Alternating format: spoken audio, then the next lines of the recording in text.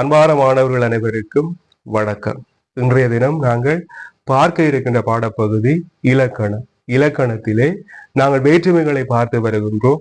அந்த வகையிலே இன்றைய தினம் நாங்கள் பார்க்க இருக்கின்ற வேற்றுமை ஐந்தாம் வேற்றுமை. ஐந்தாம் வேற்றுமையை எடுத்துக்கொண்டால் ஐந்தாம் வேற்றுமைக்குரிய மறுபெயர் நீங்கள் வேற்றுமை. நீங்கள் வேற்றுமை என்ற பெயராலே அழைக்கப்படுகின்றது. ஐந்தாம் வேற்றுமைக்குரிய சொல்லுறுப்புகளாக 3 சொல்லுறுப்புகள் விளங்குகிறது. விட, காட்டிலும், பார்க்கிலும்.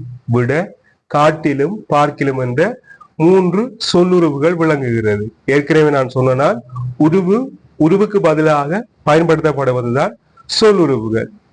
இதை விட இந்த ஐந்தாம் வேற்றுமையினுடைய பொருள்கள் 4 இருக்கு. பொருள் எத்தனை இருக்கு? 4 இருக்கு. என்னன்னு பார்ப்போம். நீங்கள், ஒப்பு, எல்லை, ஏது. என்ன பிள்ளைகள்? நீங்கள், ஒப்பு, எல்லை, ஏது என்று சொல்லப்படுகின்ற 4 வகையான பொருள்களை கொண்டதாக இந்த ஐந்தாம் வேற்றுமை விளங்குகிறது. ஒரு சில உதாரணங்களை பார்க்கலாம். நீங்கள் பொருளுக்கான உதாரணம். நீங்கள் என்றால் என்ன? ஒன்றை விட்டு ஒன்று நீங்குதல், ஒன்றை விட்டு இன்னொன்று நீங்கி போகுதல். மலையில் வீழருவி. மலையில் வீழருவி. அப்ப என்ன நடக்குது? மலையில இருந்து அருவி என்ன செய்து? நீங்குது, விழுகுது கீழே. ஆகவே அது என்ன? நீங்கள் பொருளுக்கான ஒரு உதாரணம். விளங்குதா? மலையை விட்டு அருவி என்ன செய்து? நீங்கி போகுது. ஆகவே நீங்கள் பொருள்ல உருவு ஏற்று இந்த ஐந்தாம் வேற்றுமை வந்திருக்கின்றது. ஆகவே இது நீங்கள் பொருளுக்கான ஒரு உதாரணமாக விளங்குகிறது. பாடசாலையின் நீங்கினான். என்ன? பாடசாலையை விட்டு சென்றான் கருத்து. இதுதான் நீங்கள் வேற்றுமைக்கான உதாரணங்களாயிருக்குது. நீங்க கணக்கை யோசிக்க தேவையில்லை. நீங்கள் பொருள், அதாவது ஒன்றை விட்டு ஒன்று நீங்கி போகுதல், அதுக்கு ஏதாவது பொருந்தக்கூடிய வகையில ஒரு உதாரணம். அதோட என்ன வரணும்? ஐந்தாம் வேற்றுமையினுடைய இல் அல்லது இன்னொரு வரணும் சேர்த்து சொன்னால் அவ்வளவுதான், கஷ்டம் இல்லை. அடுத்தது நாங்க பார்க்க போறது, நீங்கள் பார்த்துட்டு, நீங்கள்,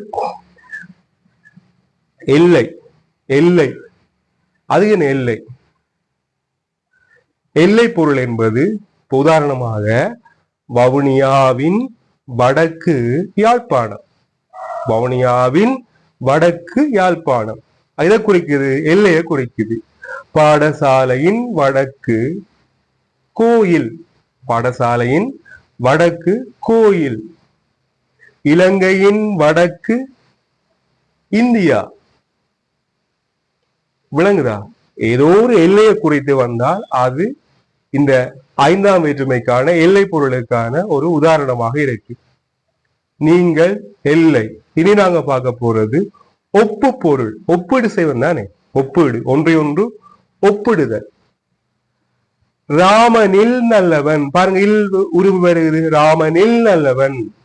இல் உருவு வருதா இல்லையா பிள்ளைகள்? வருகிறது. எண்ணில் நல்லவன். தந்தையில் நல்லவன். ராமனில் நல்லவன். சீதையில் நல்லவள். இப்படி ஒப்பிட்டு வருகிறது. இது ஒப்பு பொருளுக்கான உதாரணமாக இருக்கு. நீங்கள், ஒப்பு, எல்லை. அடுத்த நாங்க என்ன பார்க்க போறோம்டா? ஏது பொருள். 4வது இறுதியுமான ஐந்தாம் வேற்றுமைக்குரிய பொருள் ஏது. அது என்ன? ஏது ஒரு உதாரணம் சொல்றேன் பாருங்க. மலைகளில் உயர்ந்தது இமயம். என்னது? மலைகளில் உயர்ந்தது இமயம். அப்ப இமய நீங்க படிச்சிருந்தா தெரியும், இமயமலையை விட உயர்ந்த மலை இருக்கா? இல்ல. அப்ப ஏது என்றால் அதன் கருத்து என்னென்றா, இதை விட அது உயர்ந்தது இல்லை, இதை விட அது சிறப்பு இல்லை என்ற அர்த்தத்துல வருவது. கல்வியில் பெரியவன் கம்பன். கல்வியில் பெரியவன் கம்பன். கம்பனை விட கல்வியில உயர்ந்தவர்கள் யாரும் இல்லை என்பதுதான் அதனுடைய கருத்து. ஏது பொருள் அந்த அர்த்தத்தில் தான் வருகின்றது. விளங்குதா? அப்ப நாங்கள் இப்ப உருவு பார்த்திருக்கிறோம், பொருளுக்கான உதாரணங்கள் பார்த்திருக்கிறோம். இனி நாங்க என்ன பார்க்க போறோம் என்றால் ஐந்தாம் வேற்றுமையினுடைய சொல்லுருவுக்கான உதாரணம். உங்களுக்கு என்ன எல்லாருக்கும் தெரியும், சொல்லுருவு எதற்கு பயன்படுத்தப்படும்? உருவுக்கு பதிலாக, ஒரு வேற்றுமையினுடைய உருவுக்கு பதிலாக பயன்படுத்தப்படுகிறது தான் சொல்லுருவு. அப்ப நாங்கள் இதற்கான உதாரணங்களை பார்க்கலாம். ஐந்தாம் வேற்றுமையினுடைய சொல்லுருவுகள் என்ன? விட, காட்டிலும், பார்க்கிலும். இப்ப நாங்கள் ஐந்தாம் வேற்றுமையினுடைய பொருள் பார்த்த நாங்கள் தானே. நீங்கள், ஒப்பு, எல்லை, ஏது. ஒப்பு பொருள் எடுப்போம். ராமனில் நல்லவன், அது ஒப்பு பொருளுக்கான உதாரணம் தானே. இந்த ஒரு உதாரணத்தை வச்சுக்கொண்டு நாங்கள் சொல்லுருப்ப நாங்கள் அதுல சேர்ப்போம். ராமனில் நல்லவன், ராமனை விட நல்லவன். காட்டிலும், ராமனை காட்டிலும் நல்லவன், ராமனை பார்க்கிலும் நல்லவன். சீதையை விட நல்லவள், சீதையை காட்டிலும் நல்லவள், சீதையை விட நல்லவள். இந்த பொருளில், ஒப்பு பொருளில்தான் இந்த ஐந்தாம் வேற்றுமையினுடைய சொல்லுருவுகள் வரும். ஆகவே ஐந்தாம் வேற்றுமைக்குரிய பொருள் பாத்திட்டம், உருவு பாத்திட்டம், சொல்லுருவு பாத்திட்டம், பொருளுக்கான உதாரணமும் பார்த்து சொல்லுருவுக்கான உதாரணங்களும் சேர்த்து பார்த்திருக்கின்றோம். அந்த வகையிலே மாணவர்கள் அனைவருக்கும் விளங்கி இருக்கும் என்று நினைக்கிறேன். சுருக்கமான விளக்கம் தான், விளங்காட்டி கேட்கலாம் தாராளமாக. அதற்கான மேலதிகமான விளக்கம் உங்களுக்கு தரப்படும்.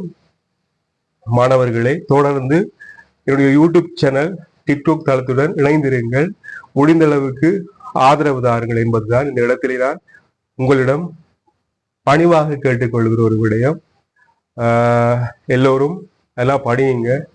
அதுதான் உங்களுடைய பெற்றோர்களுக்கு, உங்களை நம்புகின்றவர்களுக்கு, உங்களுக்கு உதவுகின்றவர்களுக்கு, உங்கள் வாழ்க்கைக்கு அது ஒன்றுதான் கடைசி வரை வரும். எனவே எல்லாம் நிரந்தரமற்றவை. ஆகவே உங்களுடைய லட்சியம் நல்ல லட்சியமாக அமையட்டும், உங்களுடைய நோக்கம் நல்லபடியாக நிறைவேறட்டும். நீங்கள் உங்களுடைய தாய் தந்தையருக்கு ஒரு நல்ல விஷயம், உங்களுடைய தாய் தந்தையர்கள் பிள்ளைகள் எதை செய்தால் மகிழ்வார்கள்? அவர்களுக்கு எது? அம்மாவுக்கு ஒரு சாரி, அப்பாவுக்கு ஒரு வேட்டி, ஒரு உடுப்பு, அப்படி ஏதாவது தங்கம் நகை ஏதாவது வாங்கி கொடுத்தா மகிழ்வார்களா? மகிழ்ச்சி அடைவினர். பெற்றோர்கள், ஒரு நல்ல பெற்றோர்கள், ஒரு தாயும் தந்தையும் தங்களை பிள்ளைகள்கிட்ட எதிர்பார்க்கிறது, மனதளவில் அவர்கள் எதிர்பார்க்கிறது என்னண்டா, தன்னுடைய பிள்ளை நல்ல கல்வி கற்று நல்ல நிலைக்கு போக வேண்டும் என்றும், அந்த கல்வியால மற்றவர்கள் அந்த பிள்ளைய புகழைக்க அவர்கள் அதை காதால கேட்கும் போது அவர்களுக்கு வருகின்ற சந்தோஷம் அதற்கு விலை மதிப்பே இல்லை. அதுதான் அவர்களுடைய உண்மையான சந்தோஷம்.